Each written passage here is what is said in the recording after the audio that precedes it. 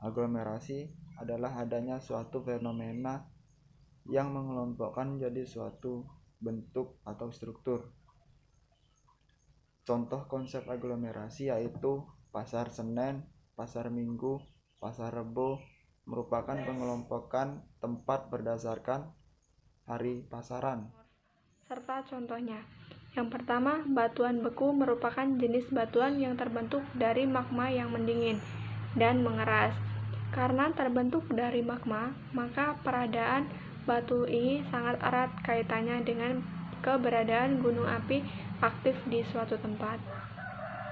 Adapun berdasarkan tempat terjadinya batuan beku dibedakan menjadi dua, yaitu batuan beku dalam dan batuan beku luar. Batuan beku dalam disebut juga batuan intrusif atau batuan polutonik. Batuan ini terbentuk di bawah permukaan bumi melalui proses pembekuan magma yang sangat lambat.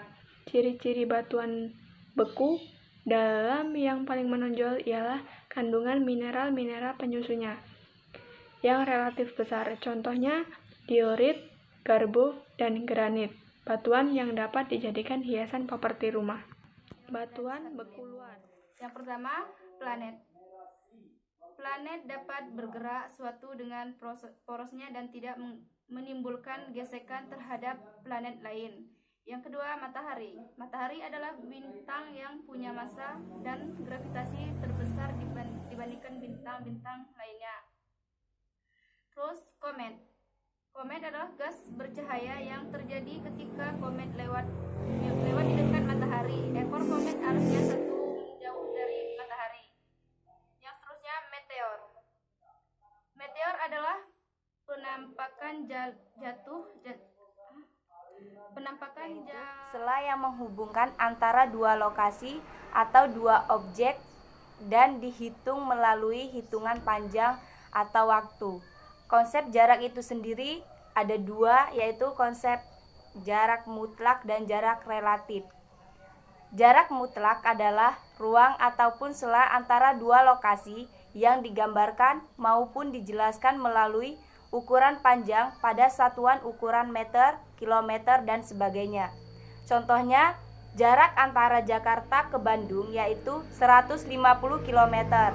Jarak diukur memanjang dari titik A dan titik B, serta dihitung dengan satuan ukuran kilometer. Keterjangkauan. Konsep keterjangkauan sendiri disebut juga aksesibilitas, yaitu mudah atau tidaknya lokasi suatu objek ditempuh dari lokasi objek lainnya, dan tidak tergantung juga pada lokasi atau objek, tetapi tergantung juga dengan sarana serta prasarana penunjang.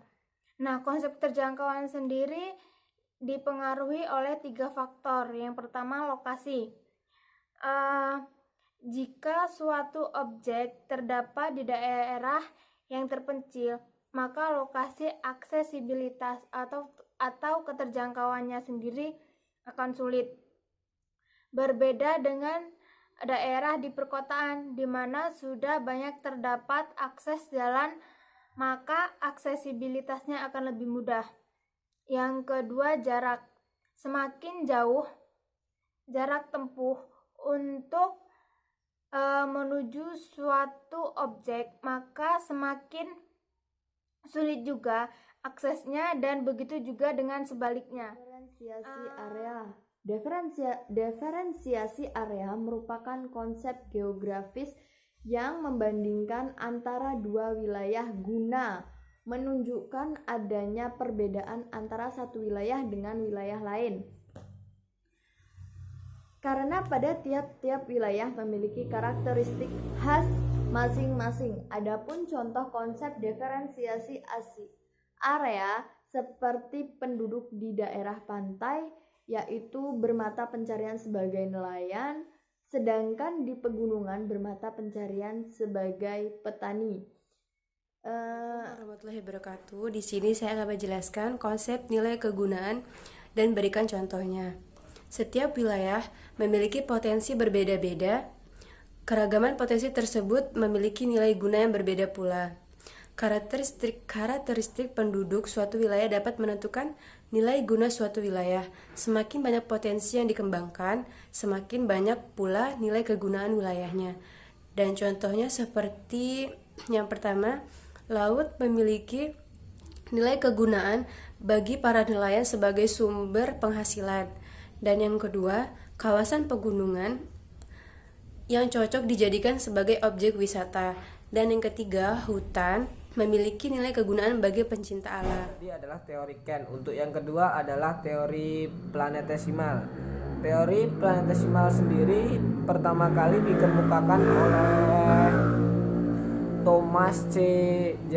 Chamberlain dan Forrest R. Moulton pada tahun 1900. Teori planetesimal mengatakan bahwa tata surya terbentuk akibat adanya bintang lain yang lewat cukup dekat dengan matahari. Pada masa awal pembentukan matahari, kedekatan bintang yang melewati dekat matahari menyebabkan terjadinya tonjolan pada permukaan matahari dan bersama proses internal matahari menarik matahari berulang kali dan matahari fix. Gravitasi bintang lain mengakibatkan terbentuknya dua lengan spiral yang memanjang dari matahari. Sementara itu, sebagian besar materi tertarik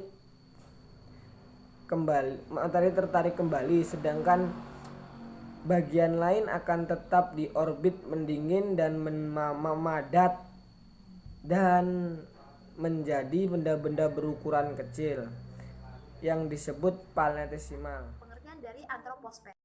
Teori lempeng tektonik adalah teori yang menyatakan bahwa lapisan luar bumi atau yang disebut sebagai litosfer itu terbagi atas beberapa lempeng yang bergerak secara relatif terhadap satu sama lain, dan banyaknya aktivitas seismik bumi yang terjadi di batas lempeng tersebut. Bumi dulunya daratan dengan satu benua. Karena adanya pergerakan lempeng tektonik yang secara terus-menerus sehingga terjadilah perpisahan dan kerenggangan daratan sehingga terbentuklah beberapa benua. Itu yang menunjukkan adanya teori lempeng tektonik ini dengan ditemukannya fosil-fosil yang sangat mirip dengan jarak yang sangat jauh dan hamparan air laut. Hal ini menunjukkan bahwa kehidupan di daerah-daerah masa lalu itu terhubung. Selanjutnya yaitu mengenai aspek fisik geografi adalah salah satu aspek geosfer yang membahas segala fenomena yang berkaitan tentang keberlangsungan makhluk hidup. Nah, contoh dari aspek fisik geografis ada 3, yaitu yang pertama topografi. Topografi adalah segala sesuatu yang membahas tentang letak atau lokasi.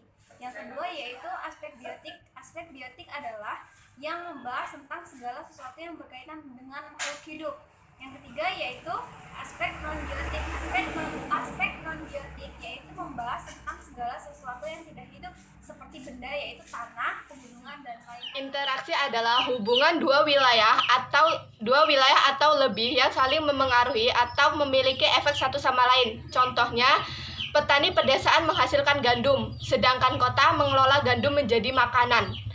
El Nino adalah fenomena memanasnya suhu muka laut di Samudra Pasifik bagian tengah hingga timur. Dampaknya angin pusat timur melemah. Indonesia mengalami musim kemarau. Hasil tangkap ikan menurun. La Nina adalah fenomena turunnya suhu permukaan laut di Samudra Pasifik dan suhunya lebih rendah dibandingkan wilayah sekitarnya. Dampaknya daerah perairan barat berpotensi hujan. Indonesia mengalami peningkatan curah hujan. Keterkaitan ruang yaitu konsep di mana keberadaan dan perkembangan suatu wilayah terjadi karena hubungan dan wilayah lain yang dipengaruhi oleh faktor alam maupun sosial. Contohnya seperti Bandung membutuhkan pegawai atau pekerja dari daerah lain maupun dari desa. Siklus hidrologi adalah sirkulasi air yang tidak pernah berhenti dari atmosfer ke bumi dan kembali ke atmosfer melalui kondensasi presipitasi, evaporasi, dan transpirasi. Tetapi sebelum kita masuk pada materi itu, saya akan menambahkan sedikit, yaitu tentang tenaga yang ada di bumi kita ini. Tenaga itu terbagi menjadi dua. Yang pertama adalah tenaga eksogen, yaitu tenaga yang berasal dari luar bumi. Yang kedua adalah tenaga endogen, yaitu tenaga yang berasal dari dalam bumi.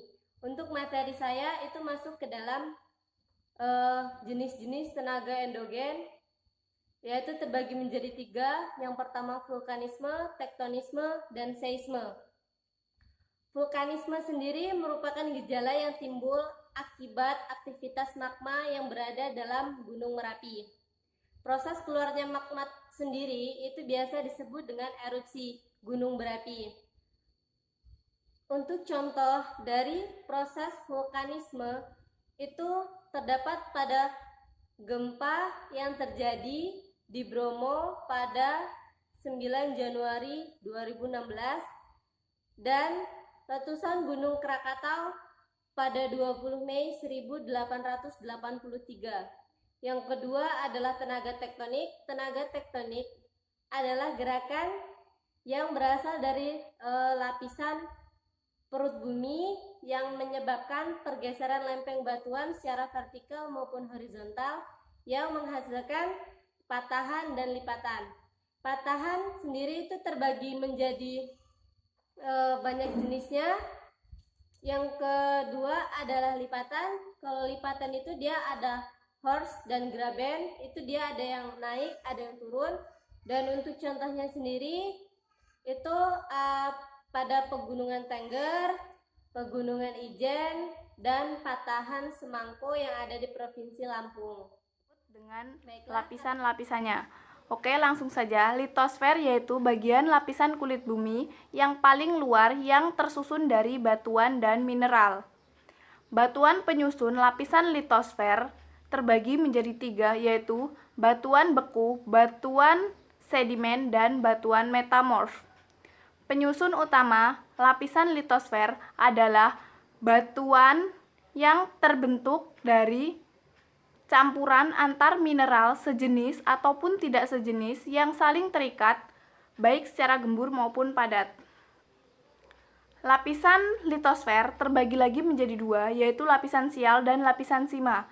Lapisan sial adalah lapisan kulit bumi yang terbentuk dari logam-logam silium dan aluminium. Lapisan sial terbagi lagi menjadi dua, yaitu kerak benua dan kerak samudra. Kerak benua adalah benda padat yang terdiri dari batuan granit yang terdapat di bagian atasnya dan batuan beku yang terdapat di bagian bawahnya. Sedangkan kerak samudra adalah benda padat yang terdiri dari endapan di laut di bagian atasnya dan batuan-batuan vulkanik di bagian bawahnya. Yang pertama, hukum Kepler 1, yaitu semua planet bergerak pada lintasan elips mengitari matahari berada di salah satu titik fokus elips. Nah, sedangkan sekarang yaitu hukum Kepler kedua, yaitu suatu garis khayal yang menghubungkan matahari dengan planet, menyapu luas juring yang sama dalam waktu yang sama, yaitu maksudnya itu planet menyapu luas juring yang sama dalam waktu yang sama itu sama-sama saling bergerak dengan kecepatan yang sama. Nah, untuk yang ketiga yaitu perbandingan hukum Kepler ketiga yaitu perbandingan kuadrat periode revolusi planet terhadap pangkat 3 dari jarak rata-rata. Nah, yang pertama saya akan menjelaskan tentang konsep morfologi. Morfologi yaitu konsep yang menjelaskan tentang struktur luar dari batu-batuan yang menyusun bentuk morfologi pada permukaan bumi seperti pantai, sungai, dataran rendah, dataran tinggi, dan pegunungan, dan lain sebagainya. Oke, selanjutnya contoh konsep morfologi Salah satunya yaitu bentuk sungai yang berkelok-kelok karena proses erosi dan sedimentasi yang terjadi di dataran rendah. Berikut gambarnya.